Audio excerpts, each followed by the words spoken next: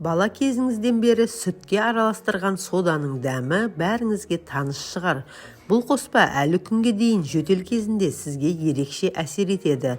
Дәрігер мамандар бір шай қасық соданы қайнаған сүтке қосып, ұйықтар алдында ішуге кеңес береді. Ал сүтті ұнатпайтын адамдар болса, оларға жөтел кезінде сода ерітіндісінен жасалған ингаляция, яғни тамақ булау көмектеседі. 1 литр қайнаған суға 1 ас қасық сода жеткілікті. Тамағыңыздың ауруына сода ерітіндісі ерекше көмектеседі. Оны 2 шай қасығын алып 1 стакан жылы сумен араластырыңыз. Күніне 5-6 рет шайып тұруыңыз керек. Сода тамағыңыздың шырышты қабығын суландырып, тамақ қышуын тоқтатады. Конъюнктивит кезінде көзіңізді жиі сода ерітіндісімен жуғаныңыз дұрыс. Алайда бір ескере кететін жайт, бір мақтаны тек 1 рет қана қолданыңыз. Сода медицинада баяғыдан бері аритмияға қарсы дәрі ретінде қолданылып келеді. Кенеттен жүрегіңіз қатты соғып ауырса, соданың жарты шай қасығын тұтынып тоқтатуға болады.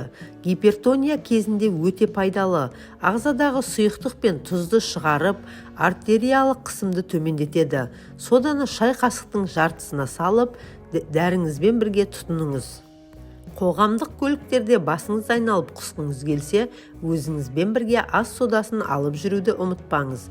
Егер біреу қышқылға күйіп қалса, оған тез арада сода ерітіндісін жағып байлап тастаңыз. Соданы ауыр жарақат алып, көп қаныңызды жоғалтқанда немесе бір нәрседен уланғанда алғашқы көмек ретінде қолдану қажет. Ол үшін сода мен тұз ерітіндісін дайындағаныңыз дұрыс. Дайындау жолы өте қарапайым. 1 шай қасық сода мен 1 шай қасық тұзды алып, 1 литр қайнаған суға салып, жақсылап араластырыңыз.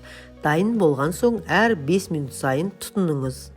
Аузыңызды содамен шаю арқылы тіс ауруларынан аман қаласыз. Ыстық сода ерітіндісін дайындап қойып, күніне 5-6 рет аузыңызды шаю күнделікті әдетке айналсын. Сонда сізге тіс дәрігеріне қаралудың да қажеті болмай қалады. Сонымен қатар сода тамаша косметикалық зат. Оны сабын ұнтағымен араластырып, аптасына 2 рет бетіңізді сүртіп тұрыңыз. Ол сіздің бетіңізді безеулерден құтқарады. Сода тіс пастасының да орнын ауыстыра алады. Оны мақтаға малып алып, тісіңіздегі тат кеткенше ысқылаңыз. Көп ұзамай нәтижесіне көзіңіз жетеді. Сода ерітіндісі құрт құмырсқа, шыбын шіркей шаққан жерлерді де тез жазылдырады. Егер шаққан жеріне күніне бірнеше рет жақсаңыз, орны да қалмайды. Және жараның аузына микроб түсірмейді. Жұмыстан қатты шаршап келген күні кешке содамен аяғыңызды жуыңыз.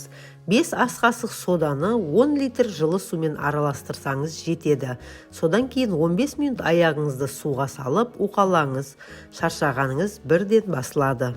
Құрғақ түріндегі сода ерітінді түріндегі содаға қарағанда сілтілік қасиетке көбірек ие болады.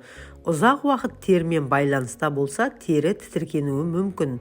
Егер ас содасының қасиеттерін жақсылап біліп пайдаланатын болсаңыз, адамға зиянынан көрі пайдасы көбірек тиеді. Видео ұнаса тіркеліп лайк басуды ұмытпаңыз. Деніңіз сау болсын.